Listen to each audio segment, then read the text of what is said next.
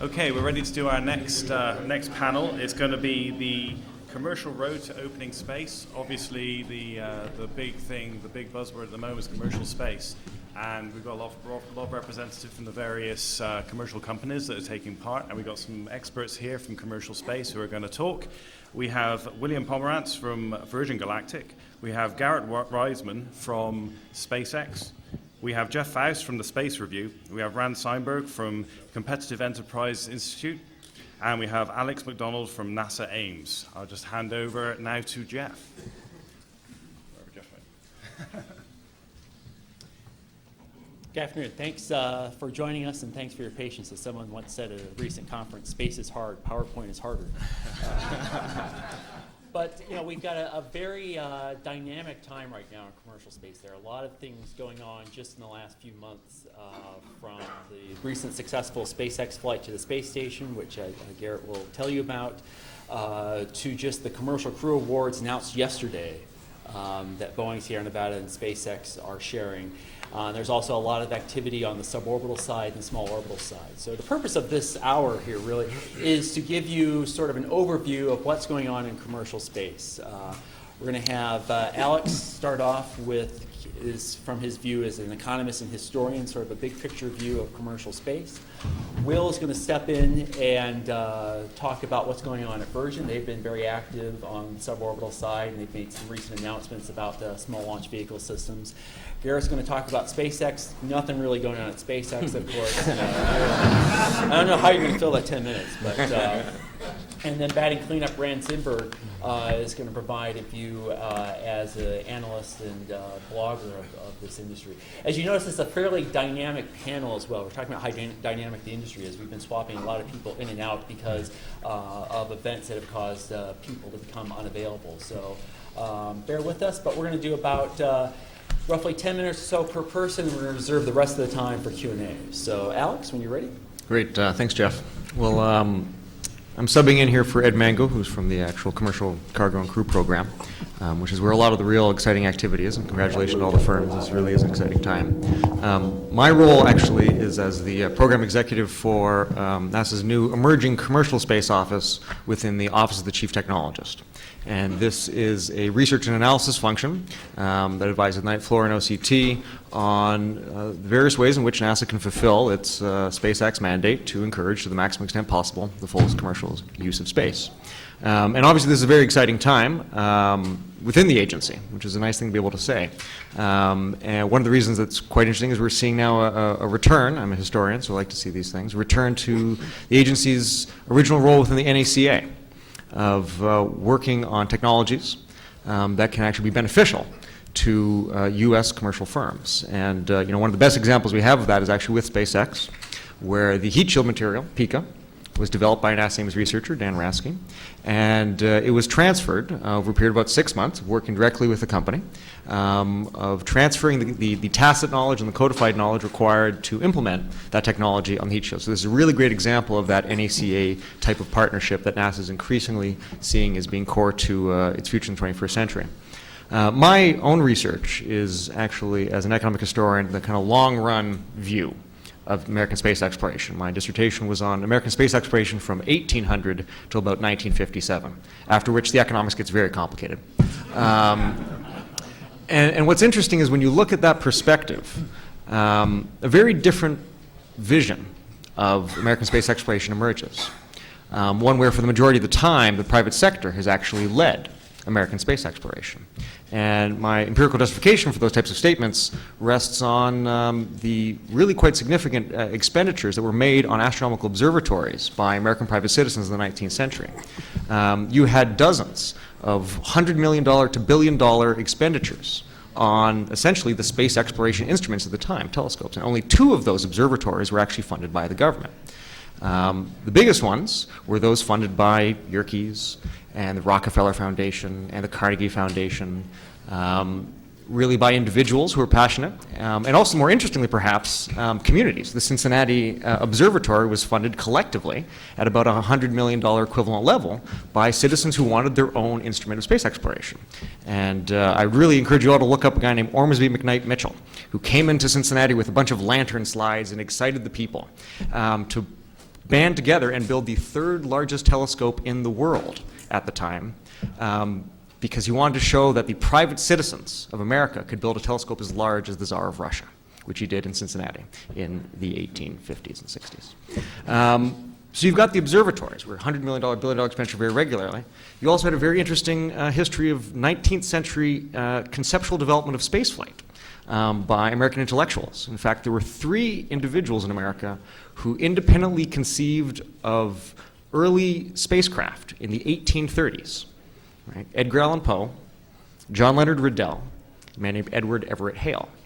And to give you a sense of how serious they were about these thoughts, Edward Everett Hale and his brother, when they were students at Harvard, conceived of a visually based GPS system, which they would launch a brick moon, which is the title of his story in which he described these ideas. And he actually came up with a cost estimate for how to do this, and it was roughly about $500 million, which is not a bad cost estimate for GPS in the mid-19th century. You also then, of course, by the later 19th century, actually have people talking about public-private partnerships for the first time for spaceflight. This was John Jacob Astor IV, who wrote about this in his Journey in Other Worlds. And the interesting thing, of course, was at that time, the novel part of that idea was the public part, because all previous versions had considered that it would be done by private sector activity entirely.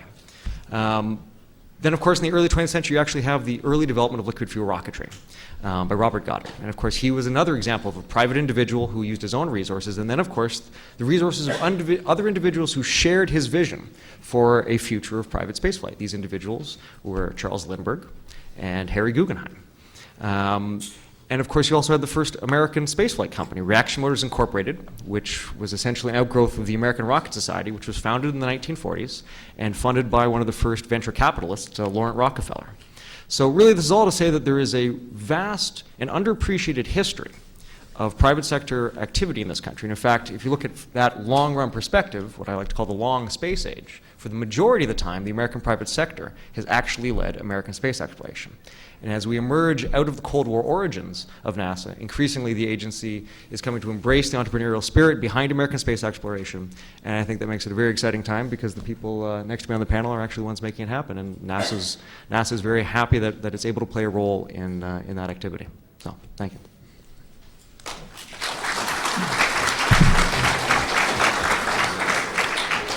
History's good stuff. Okay, great. If you can call up the screen here, and I can probably get this. Perfect.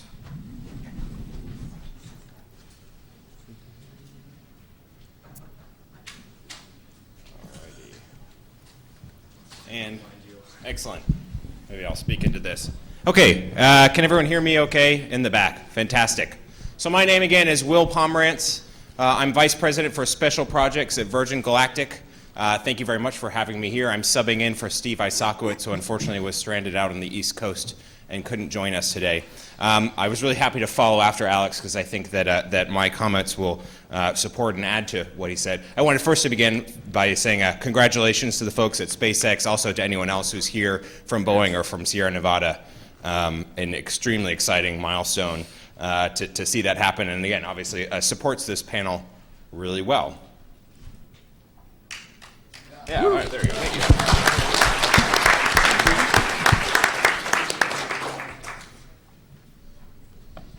Oh, we're almost there. We have a background, but not the.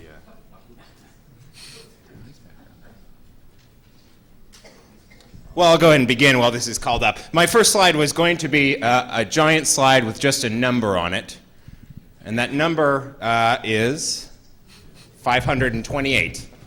There you go, perfect. Okay, does anyone know the significance of this number? All right, you all know the significance of the number. This is the number of people, for those of you who didn't get the answer to my quiz question, the number of people throughout the history of humanity who we have, by the power of our own hard work and ingenuity, launched into space. 528 people. We have at least one of them in the room. I think about this number literally every day when I'm at work. And I have two sort of contradictory thoughts in my mind about this thought. One is, how cool is it that this number is not zero, right? As far as we are aware, in a nearly infinite universe, we are literally the only species for whom that number is not zero. So, go humans. We're doing pretty good there. But on the other hand, if you had asked 7-year-old me, or I'm going to guess 7-year-old you, what this number would be in 2012, I'm willing to bet for everyone in this audience you would have had at least 1 0, probably 3 zeros or 5 zeros or 10 zeros at the end of this. And you probably would have thought that the people who went up would not just have gone once, maybe twice, 3 times if they're extraordinarily fortunate. They would go routinely, right? They would go every day. Every Friday, you would get off work and head to space for your vacation, or maybe every Monday morning you would go up to space because that's where your job was.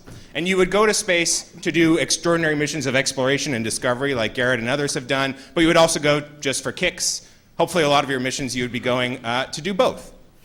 So I've thought about this number, and I've thought about why it doesn't have those zeros after it, and I came to a realization, as did many others, that making this number not a little bit higher, but much, much higher, is not NASA's job. And it's not ESA's job, and it's not the Russian Space Agency's job, it's not even the Chinese Space Agency's job. Those agencies are doing very important things to raise this number in increments of 1 or 2 or 6 or 7. And those are wonderful things. I think we will always have, and we should always have, government-supported astronaut corps and government-supported astronaut vehicles. But it's not their job to raise this number by orders of magnitude. It would be weird for me to expect a government agency to pay for me to go to space for fun. And it'd be weird for me to expect a government space agency to make it easy for me to go to space for work all the time. It's just not something really with any precedent in any sector of the economy. So a number of people, not just me, came to this realization that if this number is going to get much higher, it will require some involvement of private industry.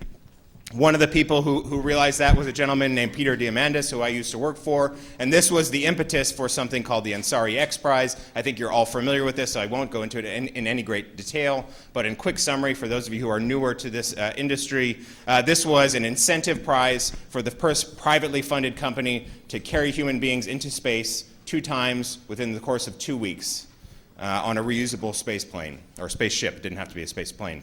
When this prize was first announced in 1996, I think I can say safely that the general reaction was that this was a really cute idea and kind of a fun stunt, and certainly a great thought experiment for students, but totally impractical, and that no one in their right mind would even compete, much less win. I don't mind saying that because that was what I thought of this prize when it was first announced.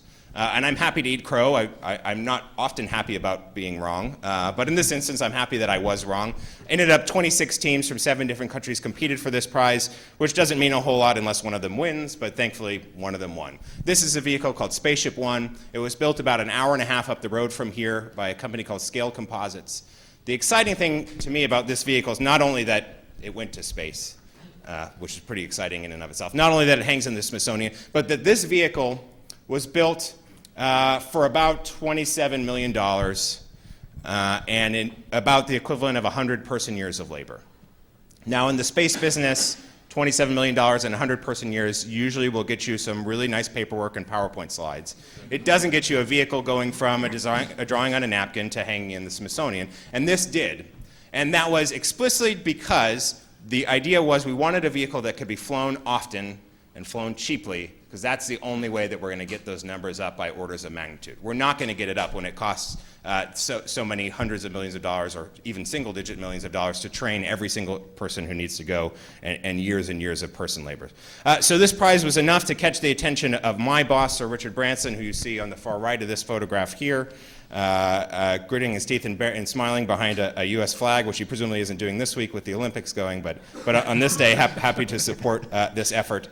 And this led to the idea to let's commercialize this technology. Now, I know you heard from my boss, George Whitesides, earlier this morning, so I'm going to try not to just repeat everything he said. There'll be a little bit of repetition, though, just to cover the basics. So Spaceship One really was a test pilot's vehicle. It was nominally a 3-seater. It only ever actually flew with 1 person on board. It did not necessarily have the creature comforts nor all the research platform benefits that you would expect from a regular spacefaring vehicle. So the decision was made to scale up from Spaceship One to Spaceship Two. You can get some sense here of the relative scale between the two of these, and I recognize you probably can't read the scale bars on this, so I will say that White Knight 2, which is the mothership at the bottom of this picture, from wingtip to wingtip is 140 feet. So that should give you some sense of scale. We really did go from a nominally 3-seater, really a 1-seater vehicle, to an 8-seater. Spaceship Two can carry 2 pilots in the front and 6 passengers in the back. Or we can pull out some of the passenger seats and put on payload racks and fly scientific, engineering, research, educational experiments in the rear of the vehicle. I'm going to use we a lot in the rest of this presentation and in the Q&A, and just to quickly clarify what I mean when I say we, I work for Virgin Galactic. We're the logo at the bottom. We ultimately are the space line. We're like an airline, just with a cooler product and much better customer service.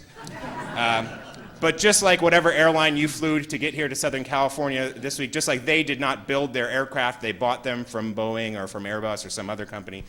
We didn't necessarily want to build our own spaceships and design our own spaceships, so we went and hired people to do that. We hired Scale Composites, the same people who build Spaceship One, asked them to build Spaceship Two, and then we created a joint venture, a daughter company that really shares the DNA between Scaled and Virgin Galactic. That's called TSC, the Spaceship Company. As you can tell, creative names are not necessarily our strongest suit. And their goal is to build not just a single vehicle, but a fleet of vehicles, because we don't want a spaceship. We really want a lot of these things, and we want them to be flying all the time. That's the way that we get those numbers way up. Just to talk about the mission profile, we are a suborbital mission. So what we're doing is extremely different from what SpaceX is doing or from what the other CC-CAP winners are going to do in the future.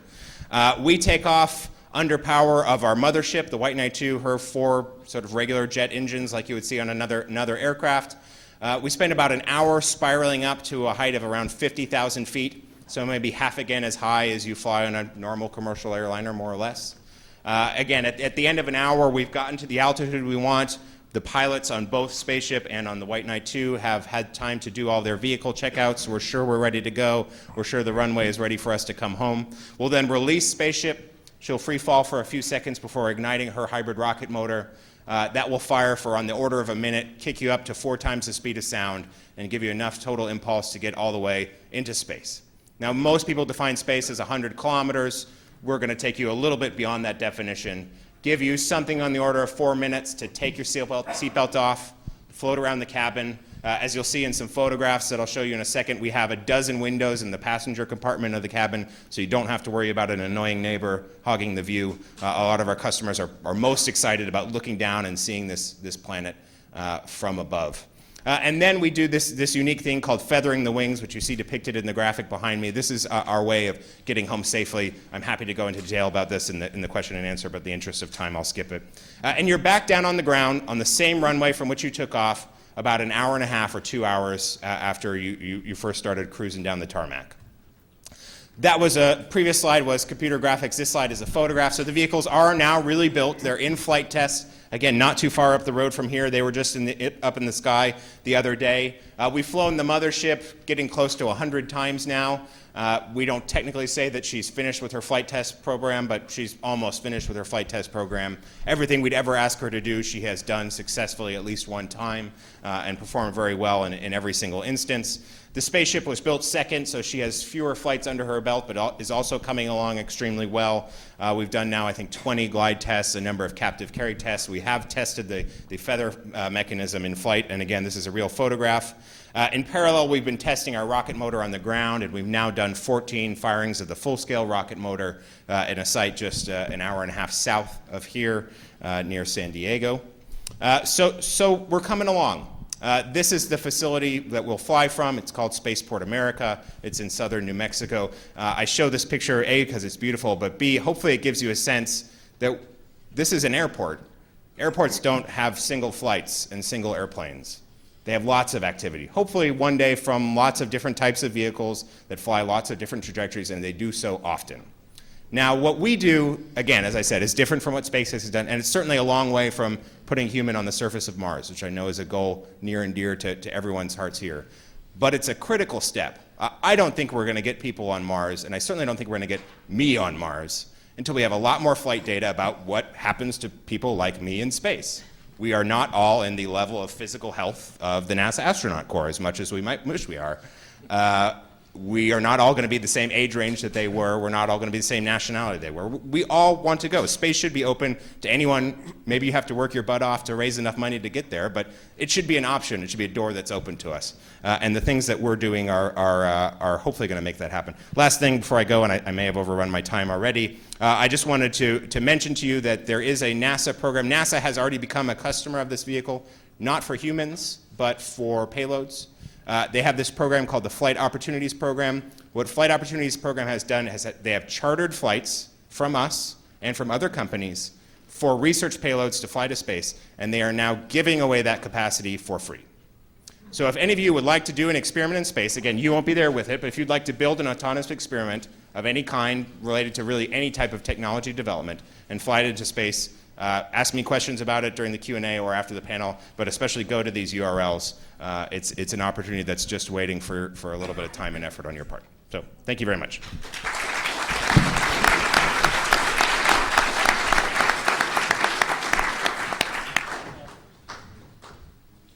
Me?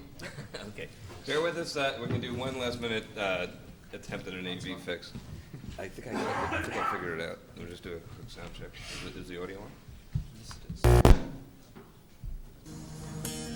Stage one. We have liftoff of the Falcon 9. I got a max volume over there, I think. Really? But if you want to max it on your system. Okay. That's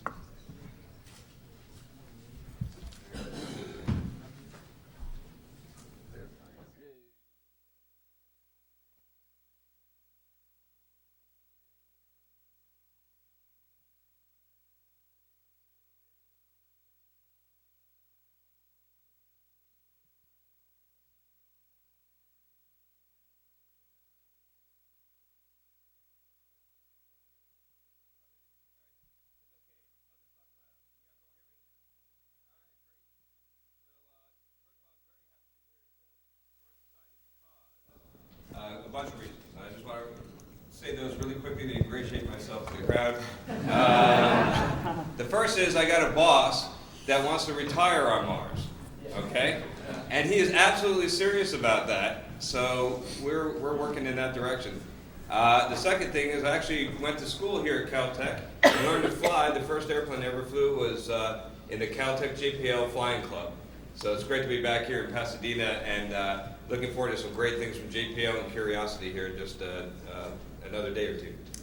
So with that, I'd like to start by saying that my name is Garrett Reisman. I am a recovering astronaut. So I used to do all these really fun things, and then one day after my last mission, I came back and I was flying in one of our T-38 trainer jets to Edwards Air Force Base. And I landed at Edwards Air Force Base on the day that this happened. The day that SpaceX launched the first spacecraft into Earth orbit and recovered it. The first time a commercial company had done that, something previously only done by a few nations. And so this first flight of the Dragon, the second flight of the Falcon 9 rocket occurred in December of 2010. On that day, I was flying my T-38 to Edwards. And when I landed at Edwards, I got out of the jet, and the Edwards lineman looked up at the NASA logo on the tail and rushed up to me with a gigantic grin on his face and said, "Congratulations on that awesome flight of the Dragon." And my first thought was incorrect, but my first thought was, well, that was really SpaceX, But then I realized, no, that was a public-private partnership between SpaceX and NASA. And so then once that realization was made, I promptly took all the credit. I said, "Oh, thank you very much. Yeah, I worked really hard on that Dragon." So anyway, that's that. But it really caught my attention. Just seeing the enthusiasm on that lineman's face really clued me into something was going on. So I started paying attention to what was going on in the commercial sector, and I realized something. I realized that we were on the cusp, the very, very beginning of a golden age of spaceflight that you're seeing now accelerate. We're making more and more progress, but we really are entering into this incredible time in space. And what I mean by a golden age of spaceflight, if you look back in history, at the history of aviation, and look at the period between the world wars, between in the 1920s and 30s, you saw massive progress going on in aviation design. You saw people trying all different things, biplanes, monoplanes, triplanes, what's it called when you have four? Quadruplane. Quadruplane, whatever it's called. You had all these different things, and these really beautiful designs, things like the GB racers, the H1 Hughes racer. So you saw all this innovation, and it was a great time to be an aeronautical engineer, to experiment with all these things. Now you go out to the airport, and frankly, every airplane looks like every other airplane. Say, oh, that's an Airbus, not a Boeing, because if you look really, really carefully at the tip, you see it's curved up a little bit. So the point is that we eventually converged on the solution. But what a time to be an engineer, right? When you didn't know what the solution was. Well, that's where we are right now in space, where we're trying all different things. We've got a rocket, a liquid rocket, and a capsule. We have other people trying winged vehicles. We have other people trying solid fuel rockets. We have people trying all different things. Launch abort systems that are pushers, launch abort systems that are tractors. And what a great time to be a space engineer. So I said, wow, this is where the action is. And I decided to do something which was not easy to do, which was to voluntarily leave the astronaut office. And I did that, and I came out and started working at SpaceX. And since I've been at SpaceX, I joined up. We were growing. Business is booming. We were growing like crazy. I joined up. We were just about 1,100 employees. So now, as of this day, I'm senior. Even though I joined SpaceX just a year and a half ago, I'm senior to about 50% of the people at SpaceX. So we're located down the road in Hawthorne. We have that big building down here, about 500,000 square feet of facility there where we do all of our production, engineering, manufactured, and a lot of our tests. We have 600 acres in central Texas because they get very upset in Los Angeles when you make a lot of fire and smoke and noise. So we go out to central Texas and we have that 600 acres. That is a first stage of a Falcon 9, putting out close to 1 million pounds of thrust. And that first stage is a little bit over 100 feet tall, so you get an idea of the scale of that facility. And then we have launch pads at the Cape, and we're building a new launch pad up at Vandenberg, and we're looking to build a third launch pad here very soon. So then what happened was, just not too long ago, back earlier this year, we launched a Dragon to the space station. And I'd like to just show you quickly a little bit of the highlights of that.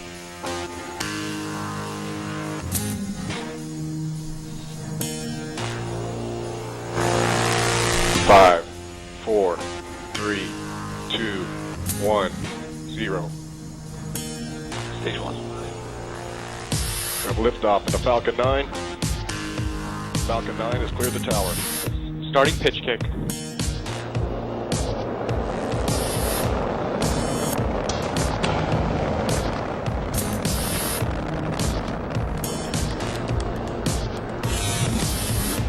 Starting gravity turn. First stage into full balance.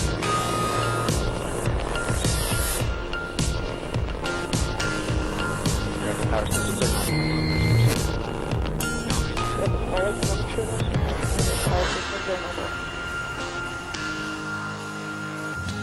Stage set confirmed.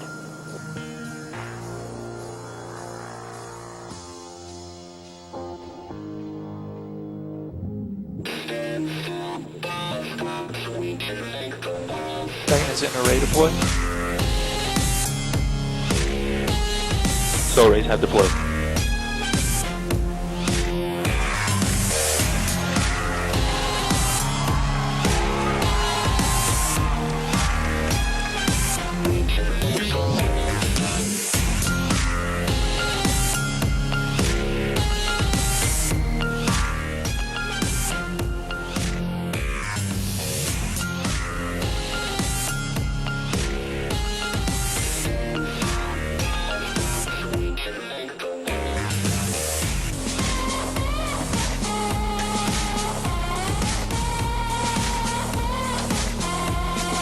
Capture is confirmed.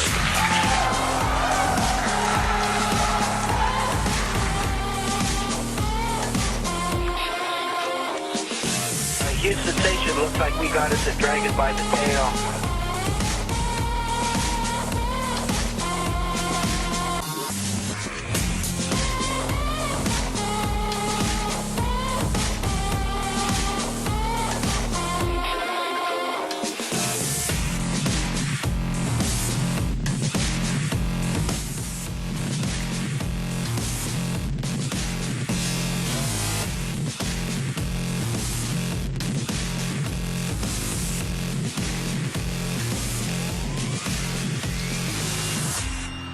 spent quite a bit of time poking around in here this morning, just looking at the engineering and the layout, and I'm very pleased. So flying up in a human-rated Dragon is not going to be an issue.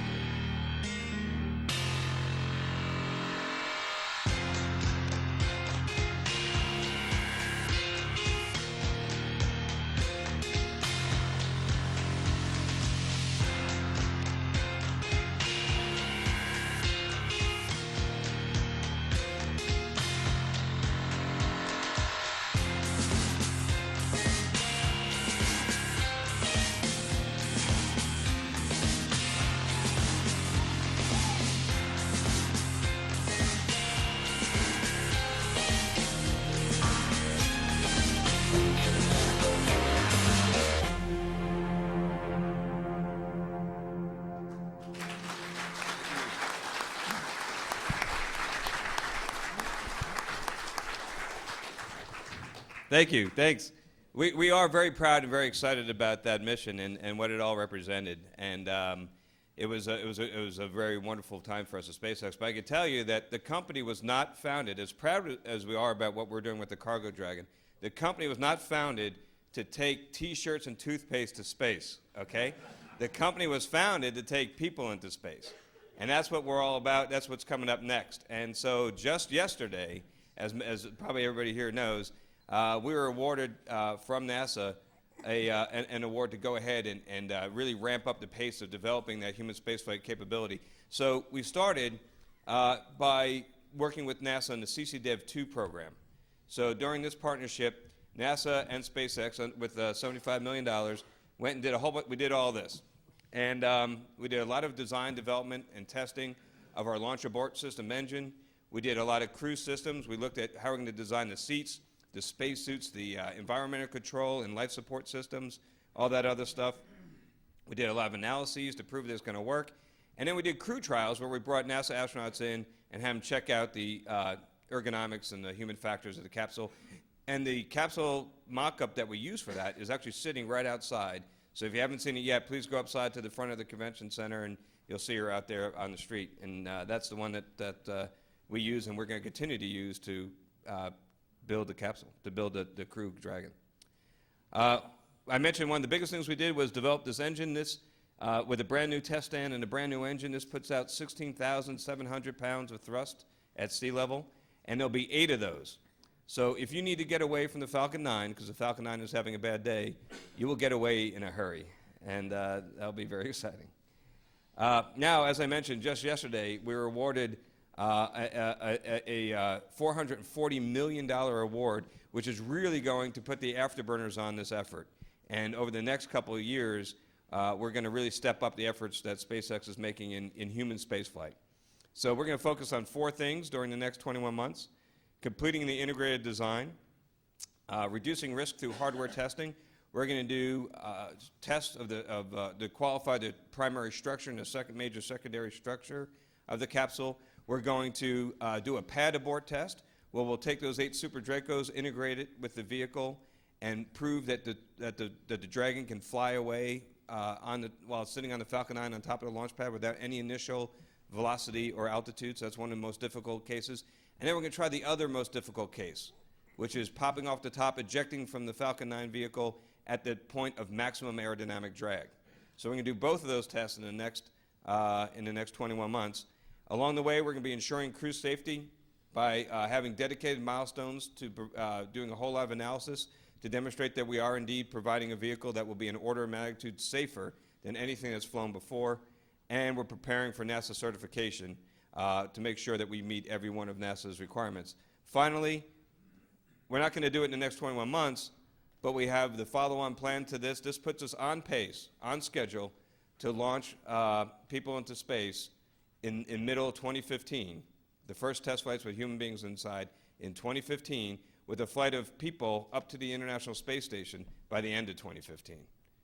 So that's what's coming, and I'll just end with a view of what we think it'll look like.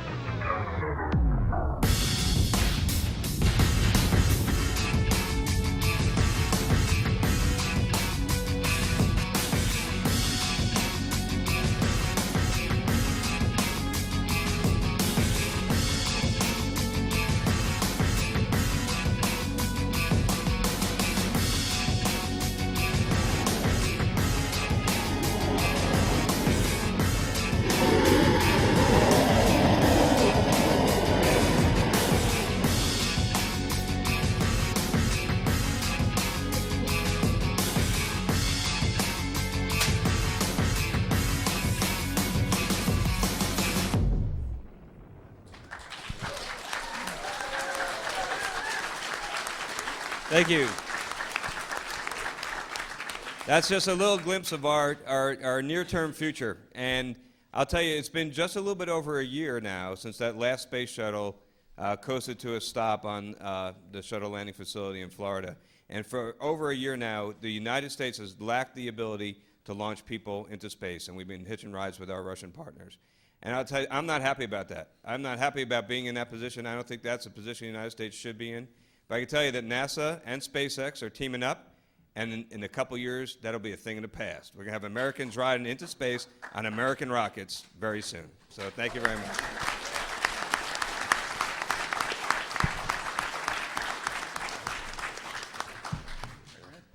Okay, is this on? Okay, well, those are hard acts to follow. I'm just a lowly analyst at a think tank. I want to start out by, I don't know if Lori's still here, I hate to dispute a longtime friend and high NASA official, but I think of myself as a myth buster in the space industry. And one that she expressed is that humans are born to explore. This is just an innate human characteristic. No, it's not. It's not. Most humans never get more than 10 miles from the place they were born throughout history. And it's a good thing. That's a good thing, because if we were all out exploring all the time, nothing would ever get done. Right? Somebody's got to bring in the crops. There's got to be people out there doing most of the things that need to be done. I mean, how many people here have siblings who are interested in space?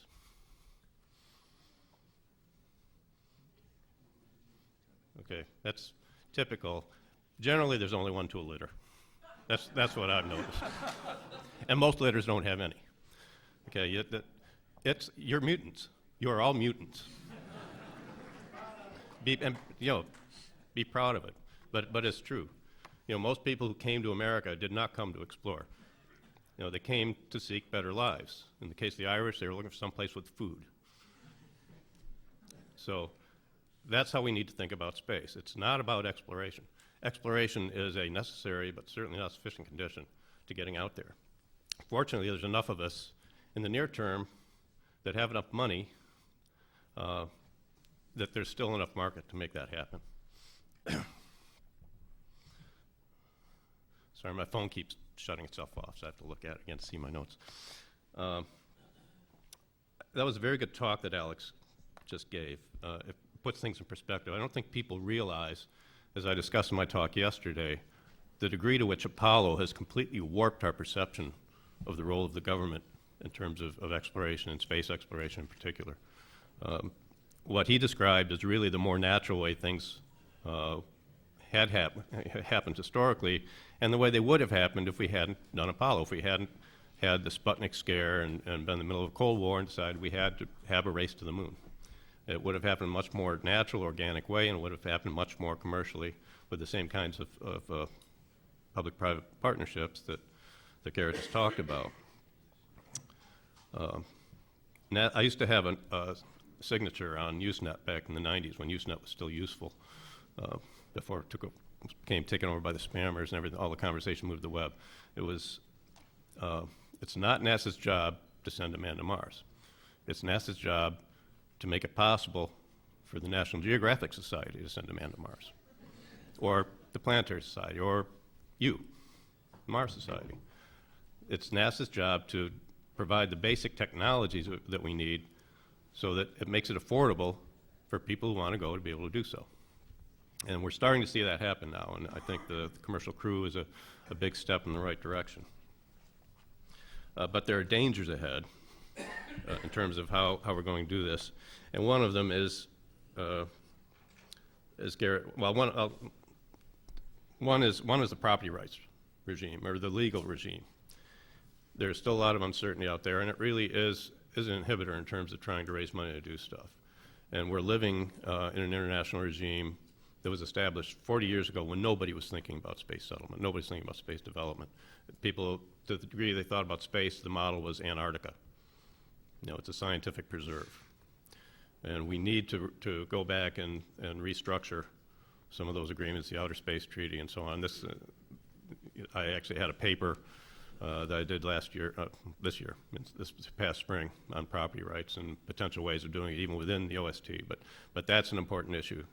that's going to be an enabler, particularly for people like Planetary Resources and the miners and, Moon Express. That's going to be an enabler for what they want to do. So that's one potential roadblock, and it's a governmental institutional thing that we need to work on. The other one is our obsession with safety. And it really is an obsession. It's irrational. It's what it is. It's really, when you have a congressman congratulating Bolden on the penultimate shuttle flight, I think, Shaka Fatah said, "We're glad that you made safety the #1 priority for that mission." What he's really saying when he does that is that everything else is number 2. It's a lower priority. Actually doing the mission is a lower priority than making sure it's safe. And John Shedd, you've probably seen the inspirational poster. A ship in a harbor is safe, but that's not what ships are built for. We have that problem right now where safety is such a high priority that we'd rather not fly, we'd rather not do anything because we don't want to risk an astronaut. And there's something fundamentally wrong with that. What it says is that space isn't important. Actually doing things in space is not important. And we ought to, every time somebody point it out, make sure if you agree to that, then agree to it, but make it very explicit. That's what you're saying. So I'm working on that. There was a good hearing last week with the suborbital folks where they all agreed, yes, we cannot have the FAA regulating us yet in terms of passenger safety. We don't, for the reasons Garrett just said. There's so many different ways of doing this stuff. We don't know what's the best way. We don't know what the best spaceship looks like. And there may not be a best one. The other thing we have to recognize is that people have different risk tolerances. There's some people are going to be willing to risk more for whatever their perceived reward is than others, and we have to let them do that. As I said at the Space Access Conference, the least safe way to get to 29,000 feet is to walk there. About 10% of the people who climb Everest don't come back, but we're not telling them they can't do it. When we come up with these numbers, loss of crew 1 in 2,000, that's a completely arbitrary number. There's no rational basis for it.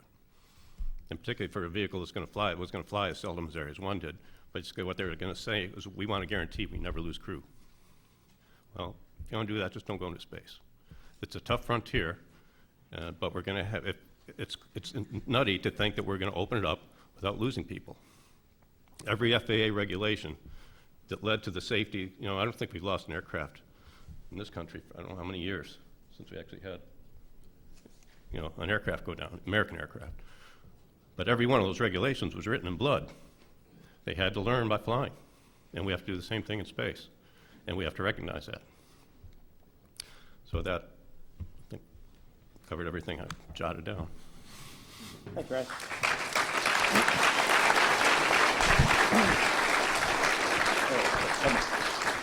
Because we're running short on time, I'm going to turn it immediately over to Q&A. So if you've got a question, make it nice and to the point, right up here. Where do you see the biggest opportunities for commercial space startups in the next 5 to 10 years? I'll just say from an observational perspective, in the Valley, what a lot of the VCs are seeing, especially actually interestingly enough since the recent success of SpaceX, there's a lot of small satellite companies. They're seeing a huge amount of deal flow. There are a few that have been funded. Skybox is one of the most well-known. They've got about $91 million in venture-backed finance. But there's a lot that are now coming out of the woodwork now that they see there are going to be increasing options for launch, which is obviously one of the big impediments. But I'd say that's one of the most promising areas. All right. Yes, sir. Well, I'd like to talk to the Virgin guy. Shouldn't your ultimate goal be maybe to cooperate with SpaceX to have an orbital space flight for tourists, do 10 orbits or something, or else to build a space hotel? Yeah. Take tourists up to the space hotel? Thanks for the question. Absolutely. Richard Branson's ambitions do not stop with suborbital spaceflight by any means. He wants to go orbital. He wants to do hotels. He wants to do suborbital, but where you take off and land at different locations. And as I said, we are a space line rather than a space manufacturer. If we have to manufacture it, we'll look to do that. But if there are people out there with good technology that we can license or buy, we would happily do that. All right, back over there. I suppose I really should take the opportunity to ask how you feel about being called the Virgin guy, but I won't. Thankfully, my wife just left the room, so we're okay. Spaceship Two wanted to land as far as possible from Spaceport One. How far could it get? Spaceship Two certainly was not designed with cross-range being a criteria, so it could get to White Sands. It could probably get to El Paso. I don't happen to know the number off the top of my head. It's not a terribly impressive range because that's not what it was built to do. But as I alluded to, Branson, that's what he wants to do. He wants us to put the LA to London flight in 45 minutes to put that into service, tomorrow. So it's certainly the long-term goal. All right, right over here. Just thank you to the SpaceX folks for making videos that have catchy music. If you think that was impressive, you should see our Call Me Maybe video that we put together. It's an impressive dance video, but some other time. All right, right up front. Okay, Garrett, over in Hawthorne, in that little factory you have there, how do you so quickly develop things over there that get produced with such great results? What's some of the secrets? What's the secret? What's the secret sauce? Well, there's a couple keys I think that SpaceX does a little bit differently than the way things have been done in the past. One of those is co-location. So the entire aerospace industry, as an interesting historical footnote to World War II, is scattered. It's not centralized like the auto industry is in Detroit, right? So you've had this massive systems engineering approach, and you've had components built in California, other components built on Long Island, and when you put Apollo together, you had to just go where the capabilities were. SpaceX puts it all under one roof, and that allows you to operate much more quickly. It allows you to also operate a lot more efficiently. So that's one thing. And the other thing we do is vertical integration. So over 70% of both the Falcon 9 and the Dragon are built under that roof. So it's very close, that facility is very close to metal comes in and a rocket rolls out. And by doing that, that also allows you to control your cost and schedule. It also allows you to address problems that pop up at the systems level, rather than having to meet a certain sub-component spec that is inflexible. It allows you to optimize. So I can go on and on and on, but those, I think, are some of the big keys to why SpaceX is able to pull some of these things off. All right, over here. The two private industry representatives, so I've been a space geek since I was a little kid, and I've always pinned my hopes and done all the reading on NASA, and I've noticed over the last few years the books or the websites or whatever that I'm reading is slowly transferring over to organizations like you. I mean, it's you guys are where a lot of us now are pinning our hopes for the future. Do you feel that pressure? Do you know it's there and it affect the way you do your jobs? I could just say yes. Absolutely. I think we're a company of space geeks as well. We all want to go. You heard earlier today from George Whitesides, our CEO, and as he may have told you, he was a customer well before he was staff. That would be true of all of us if we could afford the ticket, and we're all desperately hoping to go. So yeah, absolutely, we feel that we want to deliver on that. All right. Can I ask a question? Yeah. And thank you for getting through our PowerPoint issues. No problem. I was wondering, could you speak on any of the reusable and any of you guys, the reusable rocket systems? I know that's kind of the idolized dream capability. Can you speak about those at all? Sure. Reusability is a bit of a holy grail for us. It's something we've been working on for a while now, and it's something we think is absolutely essential if we're really going to have this breakthrough. I mean, if you think about it, like Elon likes to say, if you were going to fly from here to London, and you're going to fly a 747, and then when you got there, you had to throw that 747 away and build another one to come home, not many people will be traveling via air right now. So it's something that, but again, when you look at reusability, like we did it with the shuttle, it has to be reusability that doesn't require a tremendous, expensive, and a time-consuming process in between flights. So, so we're working on that, both with our spacecraft and our launch vehicle. And we have a Grasshopper program starting up. We're going to start testing very soon in Texas to actually fly the first stage of the Falcon 9 back to the launch pad and gas it up and go again. Yeah, have maybe multiple flights in the same day. So that's the kind of thing, that's the kind of reusability that's eventually going to lead to the breakthroughs where we get to the point, not only past the golden age of aviation, to do that, to go back to that analogy, but all the way up to the current day where anybody can go fly and buy a ticket on Southwest Airlines. If we're going to get to that point in space, reusability is key. I would just add also, this is the theme of the talk I gave yesterday, which is architecture is destiny.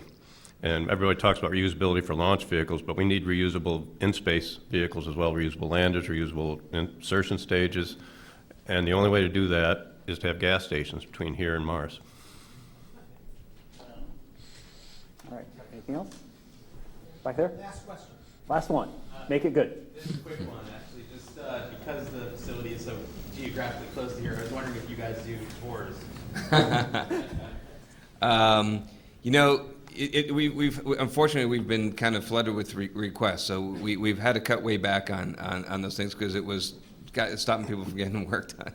So so we don't have anything set up officially. We do them on special occasion, and if you could come up to me, and if we can figure out a real good excuse, maybe we could pull one off. But in general, we don't. It's not like NASA. We don't have the you know, the corridor and the glass booths and the trams that come through. Someday we'll get to that, but we're not there yet. Thanks. All right. Well, I think what you got from the panel today is that there's a vibrant commercial space industry going on, and if things go well over the next several years, you're going to see a lot of major milestones achieved, and some of those milestones are going to help perhaps speed up the day when humans walk on Mars. So please give the panel a big round of applause.